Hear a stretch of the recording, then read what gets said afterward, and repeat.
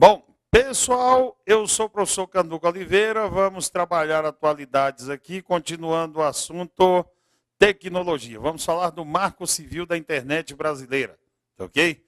O Marco Civil, ele é uma espécie de constituição da web. Olha aqui no nosso slide. É uma espécie de constituição da web.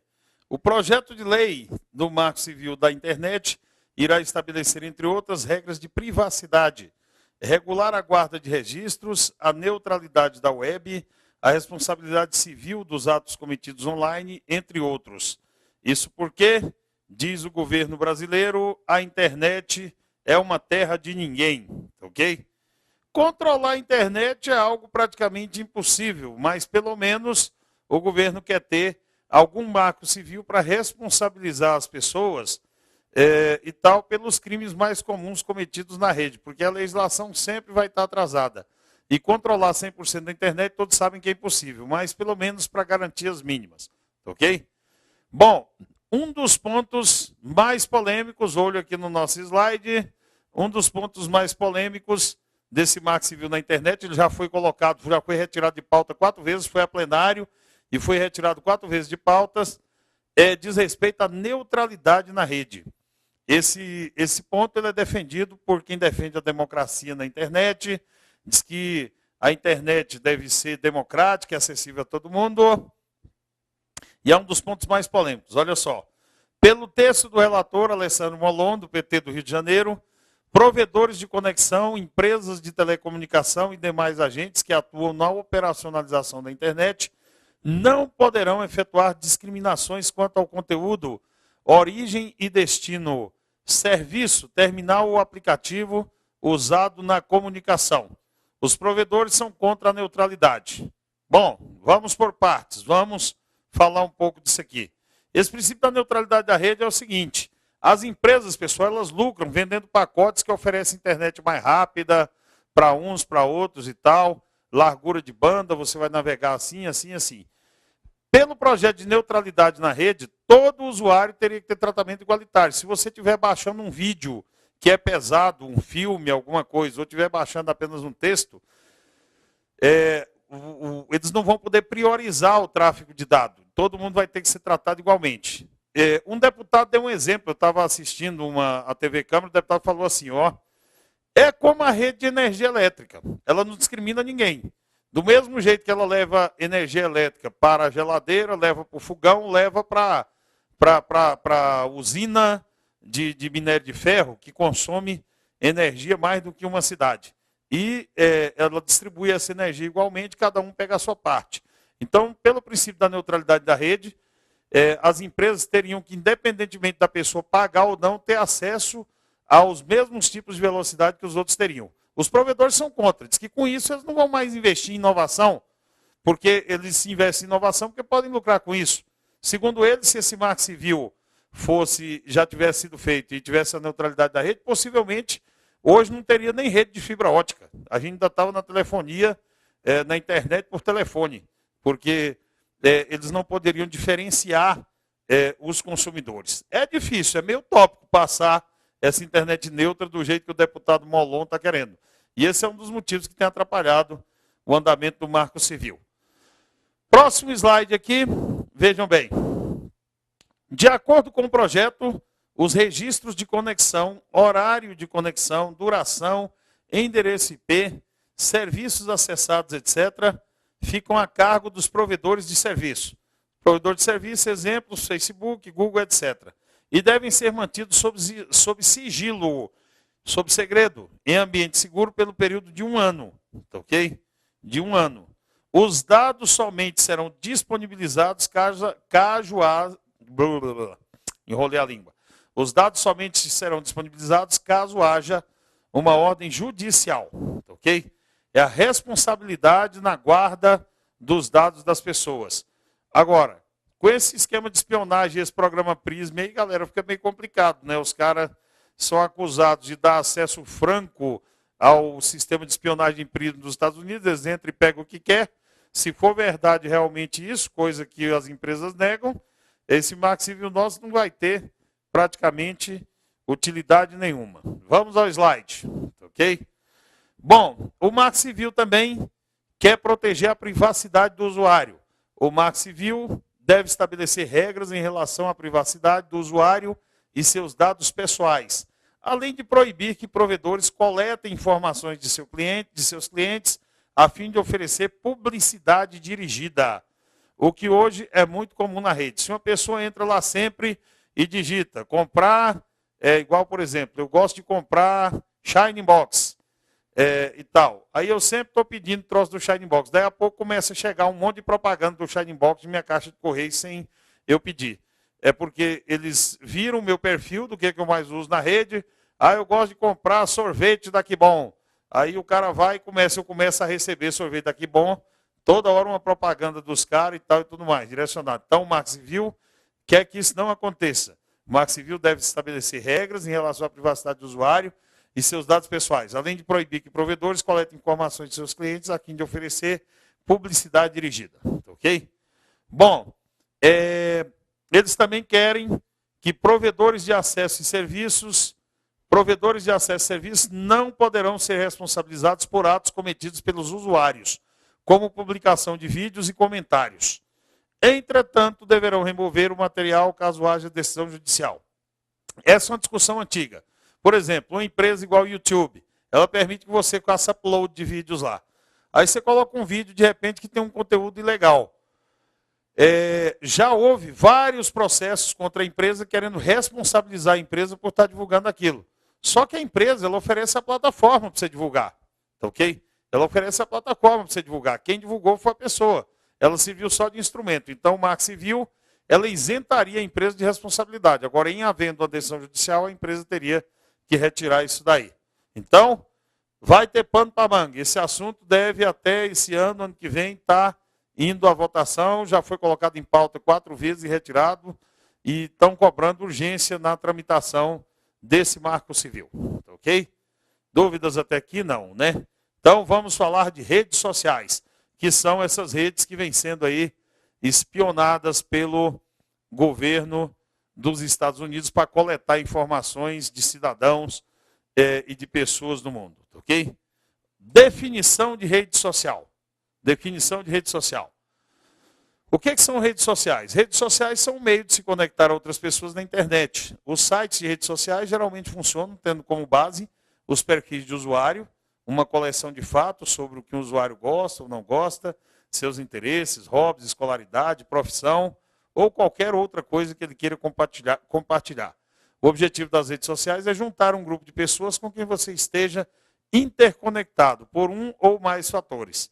É para isso que a gente entra na rede, exatamente, para rever os amigos, para encontrar grupos de interesse, profissionais do mesmo ramo da gente, enfim, e tal, estabelecendo relações. Existem algumas redes sociais que são mais famosas e outras menos. Uma das mais importantes hoje no mundo, o Facebook é a maior de todas, mas uma das mais importantes hoje no mundo, até porque é muito rapidinha e fácil de usar, é o Twitter. Ok? O que é o Twitter? O Twitter ele foi fundado em 2006 por Jack Dorsey e, sendo um serviço tão novo, tem um grande contingente de fãs ardorosos. O microblogging, pequenas entradas de blog com apenas um pensamento ou evento, cresce em popularidade pelo mesmo motivo e, em parte, pelo qual o Facebook também se torna mais popular. A sensação de comunidade, porque você pode ter seguidores, pode seguir pessoas, pode ser seguido e tudo mais. É necessário pouquíssimo tempo para fazer uma atualização de 140 caracteres e compartilhá-la com amigos e contatos. E demora muito pouco para eles fazerem o mesmo. Saber o que as pessoas estão fazendo, pensando e lendo, cria novas definições de comunidade. Bom, pessoal, um dos primeiros caras a popularizar o Twitter no mundo, Barack Obama, tá ok? Na primeira eleição de Obama, ele usou o Twitter como ferramenta de campanha, pedia votos, e ele conseguiu mais de 10 milhões de seguidores, tá ok? Já na primeira campanha dele. E daí para frente, tudo que é político passou a ver a importância dessa ferramenta, mas também passou a ter problemas, porque as pessoas passaram a ter acesso direto ao político e a cobrar dele ao vivo em cores, e os retweets e tal acabaram fazendo com que o caboclo tivesse cuidado na hora de usar essa ferramenta. como sempre pode ser uma coisa ou para o bem ou para o mal, né? Mas hoje, raramente há um político que não tenha um tipo de... que não tenha um Twitter e que não troque ideias com seus eleitores, com a população por aí. Facebook, a mais famosa das redes, já virou até filme, ok? O filme A Rede Social ganhou o Oscar de melhor montagem até. O Justin Timberlake fez o papel de Mark Zuckerberg, o criador da rede, e inclusive mostrou até como é que o Zuckerberg no filme enganou o sócio brasileiro. No começo do Facebook havia um sócio brasileiro, o Savory, e no filme mostra que o Mark Zuckerberg não é assim tão bom moço como aparentava ser, não. Ok? Definição. Que, veja bem, Facebook é uma rede social, é um site onde cada pessoa pode ter seu perfil, ou seja, seus dados pessoais, as suas fotos, vídeos, links, notas, etc.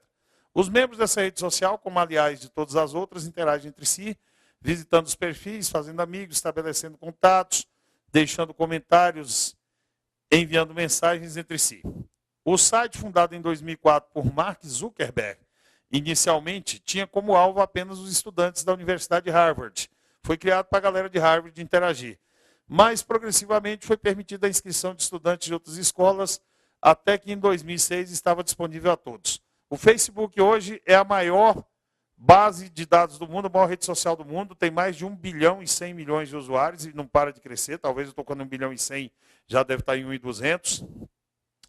E 1/6 da população da Terra está lá no Facebook, tá, ok?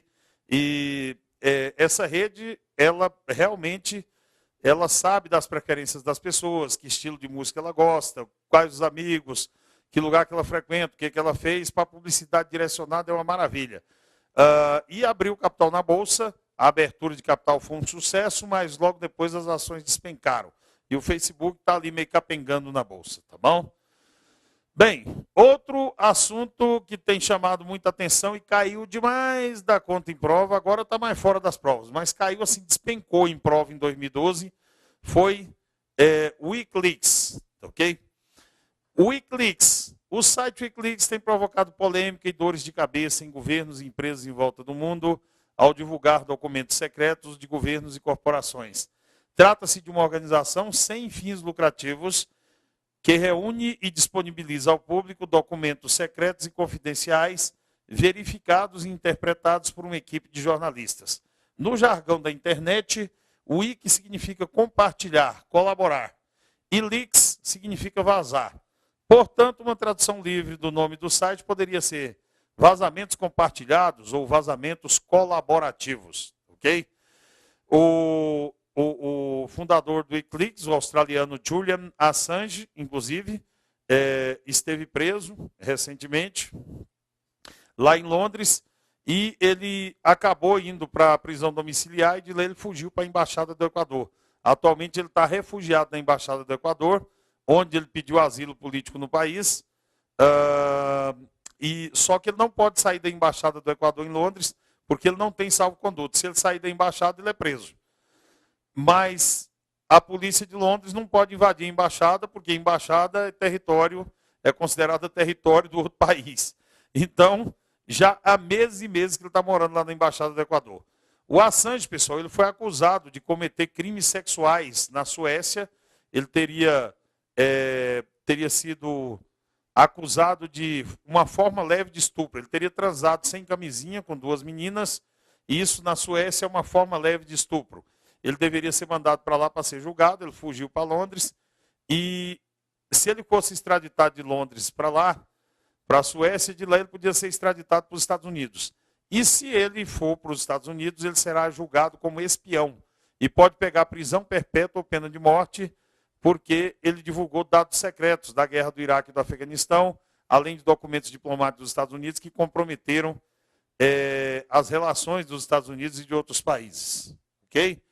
Quais que são os objetivos do Wikileaks, segundo o Assange? O objetivo, conforme o site, é trazer novidades e informações importantes para o público, defendendo a transparência e a liberdade de imprensa e revelando injustiças. Lançado oficialmente em 2007 pelo australiano Julian Assange, o Wikileaks tem, dentre seus mais populares casos, a divulgação de documentos sobre as guerras do Iraque e Afeganistão. Documentos, fotos, vídeos de aviões atacando civis, de soldados matando civis a sangue frio. Foi muito o que se viu nesse negócio aí. Bom, Assange encontrava-se no início de 2012 em prisão domiciliar. Na verdade, no início de 2013, a digitação aqui saiu errada. Encontrava-se no início de 2013, perdão, foi erro meu, viu, galera? Eu que digitei. Então, Assange encontrava-se no início de 2013 em prisão domiciliar em Londres, aguardando resposta da justiça inglesa sobre sua extradição para a Suécia. Sobre sua extradição para a Suécia. Aqui é 2013, ó. País onde responde por 2 acusações de estupro. Assange alega inocência, ok? Bom, outro assunto que eu falei até sobre ele já, quando eu falei de política aqui no Brasil, é a questão do cyberativismo, que é um assunto que eu acredito até que vai ser tema de redação em breve. Esse assunto, por causa dos protestos, das manifestações que houve no Brasil, não foi o Brasil que inaugurou essa onda de cyberativismo. Essa primeira onda começou lá nos países árabes, na Primavera Árabe, e hoje tomou conta do mundo, e a juventude está aí protestando. Olha só. Vamos ver a definição de cyberativismo. Ao pé da letra, o termo cyberativismo significa ativismo cibernético, uma nova modalidade de iniciativa de protesto e oposição de ideias realizadas nos meios eletroinformaticatrônicos de comunicação. Olha que palavra bonita, tá ok? Isso aqui eu peguei, essa informação aqui, ó, eu peguei essa palavrinha eletroinformaticatrônicos, tá ok? Lá no site do Brasil Escola, pessoal. Então, que é essa definição aqui. Então, a fonte é o site Brasil Escola. Então, de comunicação. Mais notadamente, a internet. E podemos considerar as mensagens SMS dos celulares como parte desse movimento, os torpedinhos de celular. Uma eleição foi mudada em 2004 na Espanha por causa de SMS de celular. Ok? O cyberativismo tem sido uma alternativa aos mass media, que são os meios de comunicação de massa tradicionais, grandes redes de TV, grandes jornais, grandes revistas, para organizar reuniões políticas e sociais e disseminar determinada mensagem a um maior número de pessoas, sem depender do rádio, da TV e dos jornais impressos. O objetivo é também obter maior liberdade de expressão, de troca de informações, expressar e compartilhar opiniões e realizar atos de impacto público. Ok? Ainda continuando, nosso texto sobre cyberativismo. Nos tempos atuais, o cyberativismo tem se concentrado em temas ambientais, políticos e sociais, sempre tendo como base a acessibilidade crescente das pessoas à internet e telefonia móvel. Além da maior visibilidade, a internet possibilita baixo custo na produção e dispõe de conteúdos e eventos, e eficácia em curto período de tempo nas adesões alcançadas por meio de comunidades virtuais. O cyberativismo também possibilita o movimento de ideias no alcance intercontinental. Segundo Manuel Castells, cientista político espanhol, esse cara é a maior autoridade do mundo, considerado o maior estudioso do mundo do assunto.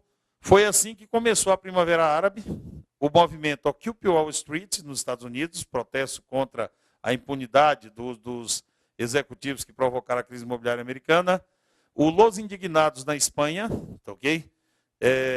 Contra o desemprego, contra a crise no país, a Primavera Turca na Turquia e o movimento Vem para a Rua aqui no Brasil, ok? E para a gente e chegando ao fim desse assunto, nós também, além de cyberativismo, já temos, galera, cyberguerra, ok? Hoje, por favor. Hoje, então, além do cyberativismo, a gente tem também a cyberguerra, que já é uma realidade.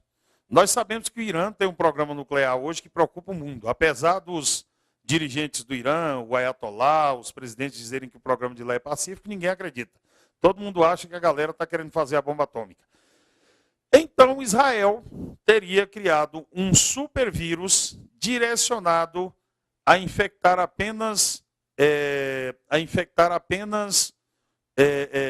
centrífugas de enriquecimento de urânio e teria conseguido introduzir esse vírus nas usinas nucleares iranianas e esse vírus teria atuado acelerando as centrífugas, provocando superaquecimento nelas e transmitindo esse calor para dentro do reator, derretendo o núcleo dos reatores nucleares do Irã. Especialistas dizem que essa sabotagem que foi feita com o vírus Stuxnet pode atrasar em 3 ou 4 anos o programa nuclear do Irã e vai custar bilhões de dólares para que eles reconstruam os reatores e tal e tudo mais. Então, olho no slide para a gente ver um resumo da situação. Então, o Stuxnet é o vírus mais sofisticado do mundo. O Stuxnet é um vírus projetado especificamente para atacar o sistema operacional SCADA, desenvolvido pela Siemens para controlar as centrífugas de enriquecimento de urânio. Investigadores da Symantec suspeitam que tenha sido desenvolvido pelos israelenses. Israel nega, como sempre, ok? Para atacar especialmente as centrífugas de enriquecimento de urânio iranianas. Esse vírus, pessoal, ele não ataca nenhuma outra coisa. Você pode instalar ele no seu computador, ele é inerte. Ele só age se ele for cair nesse sistema SCADA e o sistema que controla a centrífuga de urânio. Ele é direcionado. E foram precisamente essas instalações que foram atacadas pelos vírus Stuxnet, pelo vírus Stuxnet. Um programa malicioso que já foi considerado por muitos especialistas como o primeiro míssil informático teleguiado, porque ele não age contra nenhum outro equipamento, a não ser contra centrífugas de urânio, tá ok? Bem-vindos ao futuro, senhoras e senhores, tá ok? Esse é o tal do vírus. E para encerrar esse assunto, nós tivemos o Prêmio Nobel de Física sendo dedicado este ano ao Peter Higgs e a François Englert, e em função disso eu coloquei uma informação aqui sobre o Grande Colisor de Hadrons, que é a máquina mais complexa já construída pelo homem. Ela fica na fronteira da França e da Suíça e que possibilitou comprovar, teoricamente, a existência da chamada partícula de Deus. Higgs e Englert, os dois, de forma separada, fizeram a proposição da existência desse bóson, que seria a origem de toda a massa do universo. A imprensa batizou de partícula de Deus, porque seria a origem de tudo. Curiosamente, Higgs, por exemplo, é ateu. Um ateu encontrou a partícula de Deus, né? Então, veja bem. E vejamos um resumo aqui. Bom, o Grande Colisor de Hadrons. O gigantesco acelerador de partículas, batizado de Grande Colisor de Hadrons, ou LHC, na sigla em inglês, que é Large Hadron Collider, é o maior e mais complexo instrumento científico já construído. Ele tem, pessoal, 27 quilômetros de circunferência, é um túnel com 27 quilômetros de circunferência, e fica em um túnel 100 metros abaixo da superfície da Terra, na divisa da Suíça com a França. As experiências de aceleração de partículas dentro do túnel, elas acontecem a uma temperatura de menos 270 graus Celsius. Elas geram tanto calor que têm que ser feitas a menos 270 graus Celsius. Um dos objetivos dos cientistas é tentar encontrar o bóson de Higgs, apelidado de partícula de Deus. Segundo a teoria, o bóson de Higgs é a partícula responsável pela existência de um campo que permeia todo o universo. Um objeto que surgiu espontaneamente foi o responsável pelo surgimento da massa das partículas. Sem ele, a matéria não teria massa. É a origem de tudo. O Prêmio Nobel de Física de 2013 foi concedido aos físicos teóricos Peter Higgs e François Englert, que foram os dois caras que, nos anos 60, chegaram à mesma conclusão sobre as origens da massa que compõe o universo. Os dois já estão bastante velhinhos, com mais de seus 80 anos, e choraram copiosamente ao receber o Nobel. Foi lindo, ok? E, por enquanto, encerramos, então, este assunto aqui. Vamos ficando aqui nessa área de tecnologia. F5. Bom, então, minha gente, hein? Aqui a coisa é vapt-vupt. Atenção, senhores concurseiros e concurseiras. Vamos falar de relações internacionais. Vamos falar de ONU, Organização das Nações Unidas, ok? Eu sou o professor Canduca, o assunto é relações internacionais. Vamos falar da ONU, a Organização das Nações Unidas, ok? A ONU, a Organização das Nações Unidas, ela surgiu depois da Segunda Guerra Mundial e ela é o organismo responsável por manter a paz no mundo. Mas a ONU não foi o primeiro organismo com essa missão, não. Dá uma olhada aqui, ó. Vejam bem. Entre 1914 e 1918, o mundo viveu a Primeira Guerra Mundial. E essa Primeira Guerra matou 20 milhões de pessoas. Somando as guerras dos últimos 2.000 anos, não morreu 20 milhões de pessoas. Em 4 anos, com o uso de armas modernas, tanques, metralhadoras, armas químicas, gases venenosos, ok? Que estão sendo banidos. Agora a Síria está destruindo seus arsenais de armas químicas. Essas armas foram inauguradas na Primeira Guerra. Foi uma carnificina tão grande, 20 milhões de mortos em 4 anos, que ao término da guerra, em 1919, foi criado um organismo chamado Liga das Nações, ou Sociedade das Nações, para manter a paz mundial daí para frente e evitar que o mundo entrasse numa segunda guerra. Eu nem preciso falar para vocês que a Liga das Nações fracassou, né? A Liga das Nações fracassou, a prova do fracasso é a Segunda Guerra. O objetivo da Liga era evitar que houvesse uma Segunda Guerra Mundial. A Segunda Guerra Mundial é a prova do fracasso. Tanto é que a Segunda Guerra aconteceu, foram 6 anos de guerra, de 39 a 45, e essa Segunda Guerra matou 60 milhões de pessoas, 3 vezes mais do que a primeira, e terminou com o uso de armas de destruição em massa, as bombas atômicas de Hiroshima e Nagasaki, ok? Bom, pessoal, só a União Soviética perdeu 20 milhões de vidas humanas durante este conflito. E então, vejam bem, ao término da guerra, em abril de 45, aconteceu a Conferência de São Francisco nos Estados Unidos, e nesta Conferência de São Francisco, que durou 2 meses, a Carta das Nações Unidas surgiu como documento que fez aparecer a ONU, que vai substituir a Liga das Nações. Então, vejam só, a Organização das Nações Unidas nasce nesse contexto do pós-Segunda Guerra, nasce logo após a explosão das bombas de Hiroshima e Nagasaki, e a ONU vai substituir a Liga das Nações, que fracassou no seu intento de manter a paz.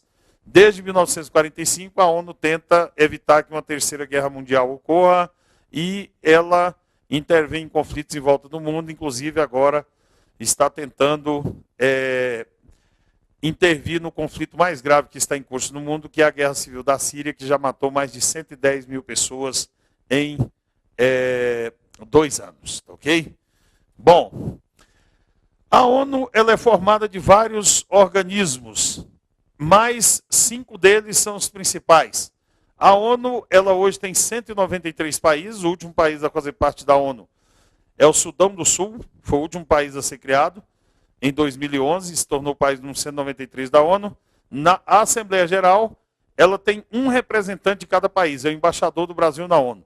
Atualmente nós temos uma embaixatriz por lá, é a dona Maria Emília Viotti, tá ok? É a Maria Emília Viotti. Bem, nós temos ainda um Conselho de Segurança da ONU, e esse Conselho de Segurança ele é composto de 15 países, tá ok? Ele é composto de 15 países. Eu vou adiantar um slide aqui, pessoal, e depois eu volto nesse anterior, só para mostrar para vocês quem são os 15 hoje que estão no Conselho. Vou adiantar um slide aqui, ó. Slide, por favor. Bom, como é que é formado esse Conselho de Segurança da ONU? Que é o órgão supremo, é o único que tem poder decisório dentro da ONU. O Conselho de Segurança da ONU, rapaz, mas eu estou ruim de digitação, isso aqui é 2013, ok? 2013. O Conselho de Segurança da ONU, em 2013, está composto assim, ó. O Conselho é formado por 15 países, 5 países têm cadeira permanente e direito a veto. E 10 têm cadeiras rotativas ocupadas por um prazo de 2 anos. Quais que são os 5 que têm cadeira permanente? Estados Unidos, Reino Unido, França, China e Rússia. Ok? E só é necessário apenas um veto para derrubar uma decisão do Conselho de Segurança da ONU. Os outros 10 países que têm cadeira rotativa, eles ficam por 2 anos e são obrigados a sair. Você não tem que decorar esses 10 não, ó. Eu só coloquei para você ter noção de quem que é atualmente. Argentina, Austrália, Azerbaijão, Guatemala, Luxemburgo, Marrocos, Paquistão, Coreia do Sul, Ruanda e Togo. Então, países pobres, países ricos, misturados ali, podem fazer parte. Agora, quem é que manda mesmo na bagaça? São 5. E desses 5 eles são exatamente os 5 caras que são os grandes vencedores da Segunda Guerra Mundial E são os 5 países do mundo que se deram também ao direito de ter armas nucleares. Nós temos um tratado, pessoal, que é chamado de TNP, ó, Tratado de Não Proliferação de Armas Nucleares. Esse tratado diz assim, ó, somente os países que construíram armas nucleares até 1967 têm o direito de ter armas nucleares. Por que eles escolheram que construir e testar até 67? Porque até 67 só esses 5 caras aqui tinham construído e testado armas nucleares. Então, esses caras se deram ao direito de ter cadeira permanente no Conselho de Segurança da ONU e se deram ao direito de ter